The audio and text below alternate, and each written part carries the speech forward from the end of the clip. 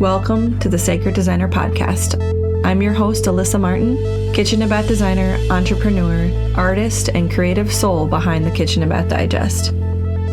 This is a show where we weave soulful design into every space and redefine what it means to create with intention. Here we don't just create beautiful homes, we design from the heart, embracing both the practical and spiritual. By pressing play, you'll be joining a community that creates not just for function, but for a sense of sacred space and personal alignment. On this podcast, you will learn to merge the art of design with soulful living, turning every remodeling project into a journey of self-expression and holistic beauty. This isn't just about kitchens and bathrooms, it's about embracing design as a path to a richer, more beautiful life. So let's step into this sacred designer together and create spaces that resonate with your soul.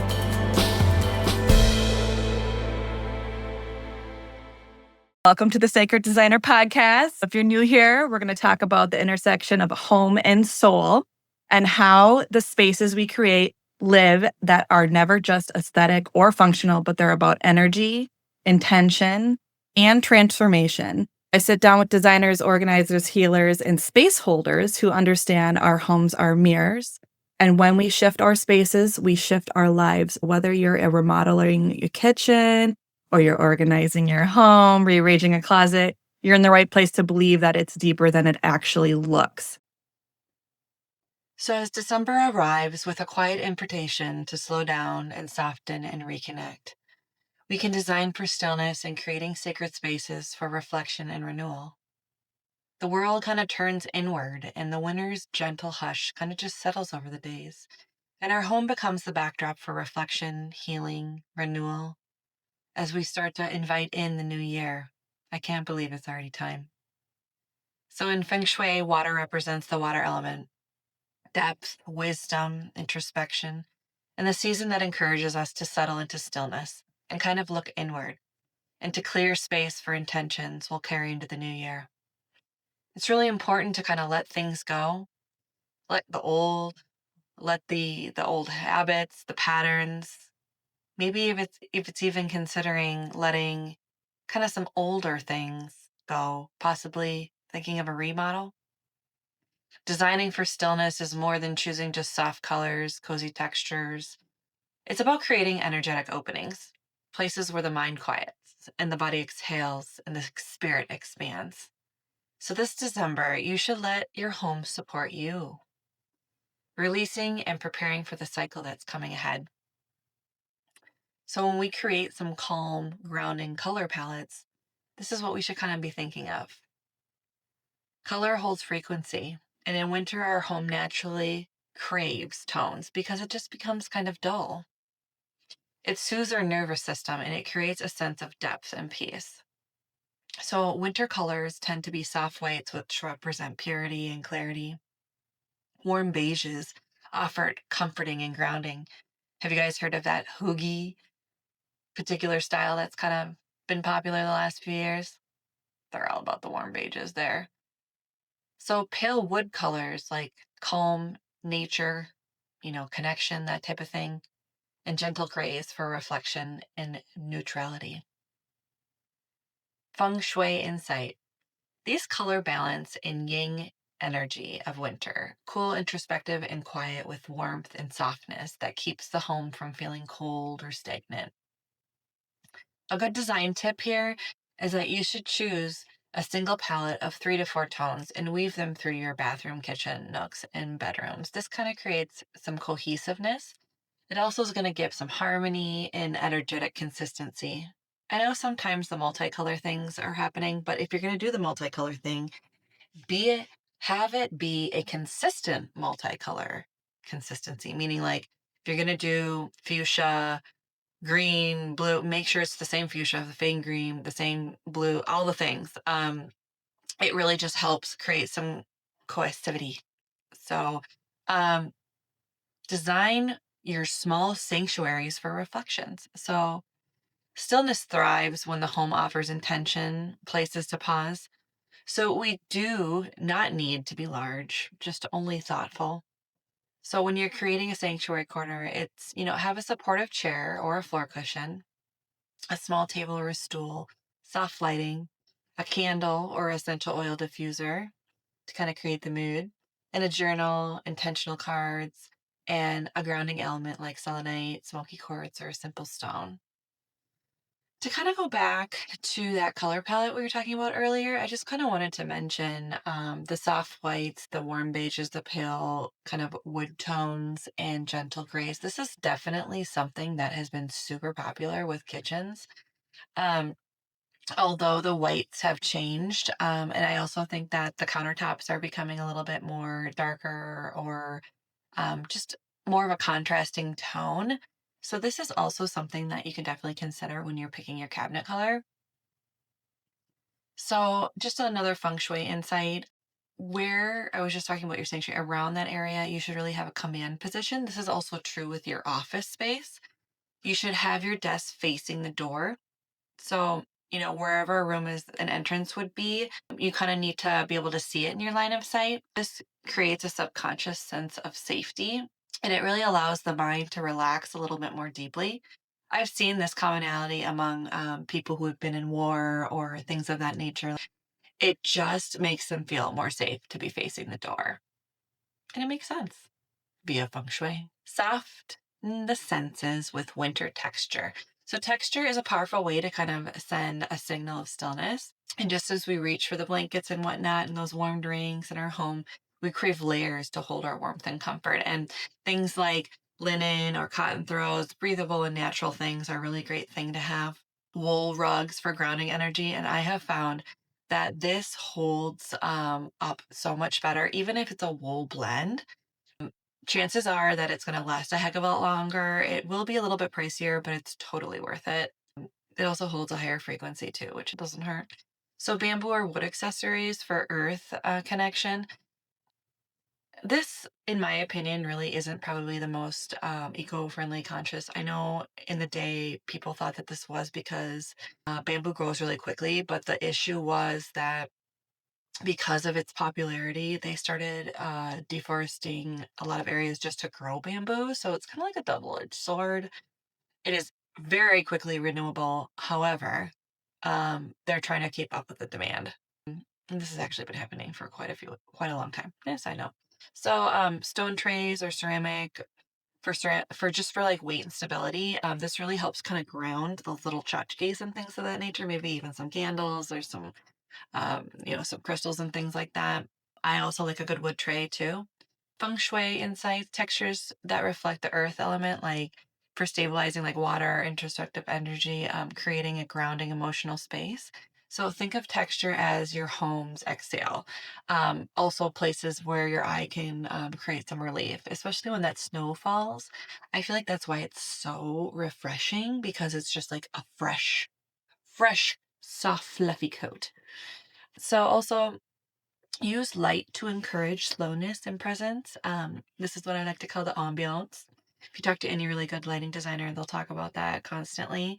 Adding under cabinet lighting is some really great way to add that post remodel. With early sunsets and light becoming essential, we really need to have, set this with intention. Like light can be a guide to our body, and it can help create deeper rest and regulate our emotional rhythm. So making sure that it's easily accessibly to turn it off so you don't forget those things, energy saving, but also things to consider would be like the warmth of the bulb. So 2700 to 3K is like my favorite. It tends to relax your nervous system. It also tends to look more natural. Also makes your skin tone look better. So lamps instead of overheads is a lot better, and I'll tell you why. So overhead lights are really great just for tasks in general, but when you're putting your makeup on or you're doing general presentation, it is really not flattering over the head. It will cast shadows. It will not create kind of a soft glow. So when you're trying to set the mood, just take that in mind. And then obviously candles. You can do real or flameless, but I prefer a good real. It definitely holds some different energy. Salt lamps and diffusing sconces for gentle glow. Once again, I'll tell you why. So, salt naturally diffuses negative energy. This is incredible, and it traces back for beginning of time. Salt has always been used to help bring in the positivity. So, if you can get that lamp, it just kind of emits it through the room, which is amazing. Also, side note, you can get sit in salt rooms, really great for your system. Also, visiting the ocean too. So, feng shui insight, just avoid some really harsh bright lighting, kind of like I was talking about before with the overhead recess. It disrupts the water energy and it can create an irritation, and it just throws off the yin and the yang. But when you do have yin lighting, that encourages kind of that slowness, clearing the stagnant energy with mindful decluttering. I know we've talked about this before, but I cannot stress it enough that it's really hard. Actually, I just went into a client to measure a client's home yesterday, actually. And okay, the Santas are cute, the fairies are cute, all the things are cute. Actually, they even had a White House tree. It was really fun, but it really creates like a lot of distress in your mind. I know that you can get used to it, but there is a place for 20 plus Santas. Oh my. But when the year ends, home does hold an energetic imprint for the entire year. And you do carry over that energy. You have to really intentionally visualize what is it that you want to bring into the new year. Is it joy? Is it growth? Is it heaviness? Probably, hopefully not. Mm, But these are cycles that are finishing, and also we're going from a 9 to a 1. If you look into numerology, big deal. It's kind of like going to be a really big year. I think you're going to find a lot of big shifts. But decluttering and preparing yourself for it kind of becomes a spiritual act, and you'll feel the difference. And clearing of your space so that it's intentional, you can just take root walking into the new year here. So decluttering things that you can do. Remove anything unbroken. Fix it. If you don't fix it, or if you haven't fixed it for years, throw it out. I could take that advice. Anything that's expired, anything that's unused. I know we're all guilty of this, but just do it real quick, you know? Or just a little bit of time goes a long way. Clearing your countertops. That will open the chi flow, just the energy flow in general.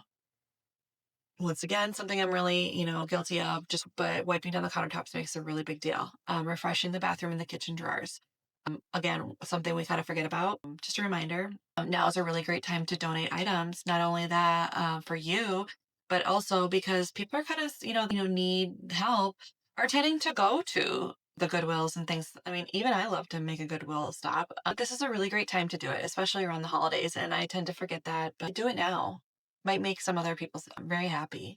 So replace the clutter with one intentional item, like a candle, a plant, or a stone, something that can repurpose that area. So Feng Shui insight, stagnant chi gathers in ignored areas. So like corners, closets, under the sink, clearing these spaces would create an immediate energetic lift. So even just simple as dusting or wiping down. So decluttering is not just about less, it's about making room for the things that you do want so that you can allow the space to bring it in. Seasonal rituals that you can do for renewal. So, winter is the season for inner work. It's kind of like, like we're just about to start the new year. So, you want to kind of start thinking, okay, what do I want to have happen for this year coming?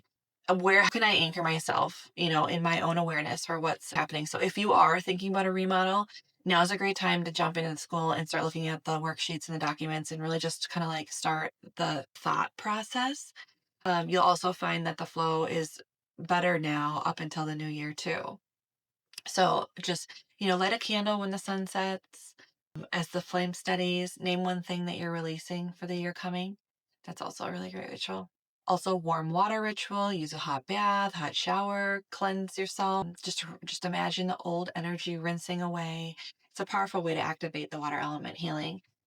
So at the end of the year, journaling is also really powerful. Sit in your sanctuary and just, or in a soft spot that's comfortable for you, and just kind of reflect at what you've learned, what you're grateful for, what you're ready to let go. What are you ready to bring in? What are you ready to invite in? Maybe it's a new remodel. Maybe it's a fresher decor. Just sit with that for a little bit. So each ritual will really strengthen your water element and it'll restore your emotional clarity, and it'll prepare you for the expansive wood energy that's coming in the spring. It's lovely. So, stillness is not just absence of movement, it's the presence of peace. When we design our homes with that intention, we create environments that nourish our inner landscape as directly as our outer ones. So, this December, let your home become your refuge, your reset, your reminder that every ending carries the promise of a beautiful beginning. A still home is a clear home. A clear home attracts clear intention, and a clear intention creates a life aligned with the truth of who you are becoming. Thank you so much for listening. and we'll see you next time. Happy holidays. Hey, sacred listeners, it's Alyssa Martin. Thank you so much for listening. I really appreciate it. But guess what? We're going to be at school. That's right, SKOOL. There, we're going to have a free community where there's all the tools and checklists and things of that nature to help you get your remodel done in alignment. But guess what? We're also going to have the design lounge where you get one-on-one access to me. So go to school, check out the link in the show notes, and check it out. I'll see you guys next time on this Here's the Sacred Designer. Thank you.